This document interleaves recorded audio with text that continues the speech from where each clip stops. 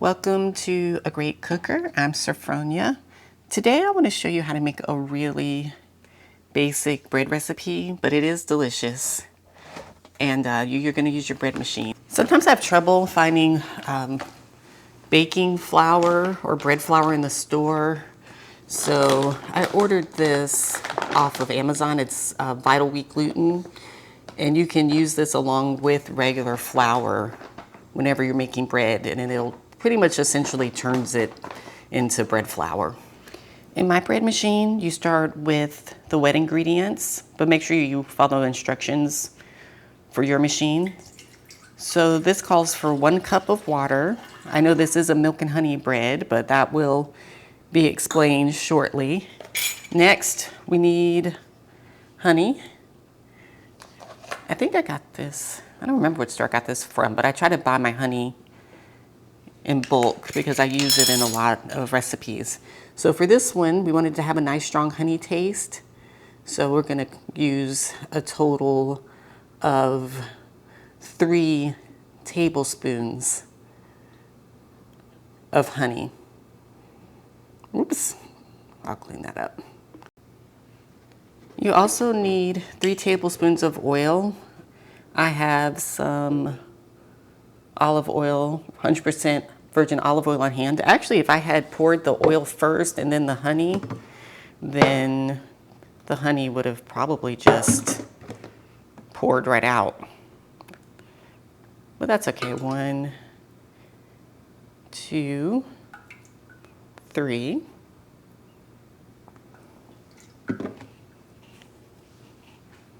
Next, I'm adding 1/3 of a cup of dry milk powder. Now, you don't have to use dry milk powder, but I don't have any regular milk on hand. You can just use 1 cup of milk instead of a cup of water and 1/3 cup of dry milk powder. And so either way, that equates to 1 cup of milk. I use a little less than a teaspoon of salt. That's actually a bit much. I'm gonna pour a little bit of that off. So using about 2/3 of a teaspoon of salt, as we're using 3 cups of flour. So that's 1, 2. And when you're using your flour, you want to scoop some up. Then you want to kind of scoop up a bit and shake it. Let me show you. Scoop some up and shake it back down, and that's to loosen the flour. And you want to make sure that you're putting loose flour in your cup. It makes for a more accurate measurement. So there's the 1/3 cup of flour. So in total, this recipe is just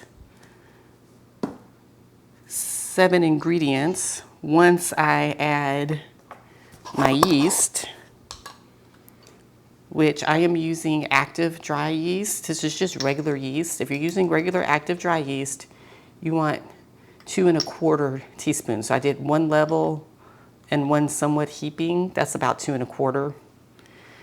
But if you're using bread machine yeast, or if you're using bread machine yeast or a quick yeast, you would use 1 less teaspoon than what I used. And I need about a teaspoon of Vital Wheat Gluten, 1 teaspoon per cup of flour. So since we use 3 cups of flour, we're talking about roughly 3 teaspoons of Vital Wheat Gluten. This is what we're looking like so far. And now, let me go ahead and get this in the bread machine.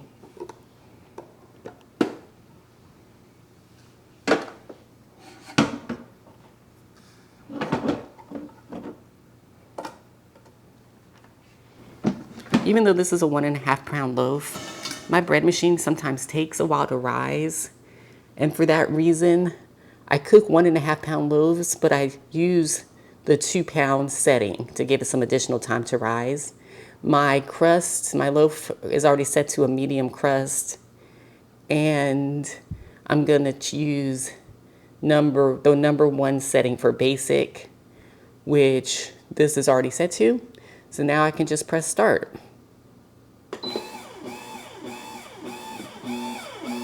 Ha, look, forgot to put my kneading blade in there. That's not cute, but let me fix it. All right, now that I've added the kneading blade, I'll go ahead and unpause it. Okay, so I'm gonna let this go for a couple minutes and see how the dough's coming together. You might need to scrape it down or add a bit of flour or water. This is after about a minute. Actually, the dough came together nicely. I'm just gonna scrape down the sides here, and I'm using a silicone spatula so I don't scratch the coating of the bread machine. But I'm just gonna try to incorporate what's on the side, get that to, you know, incorporate into the dough.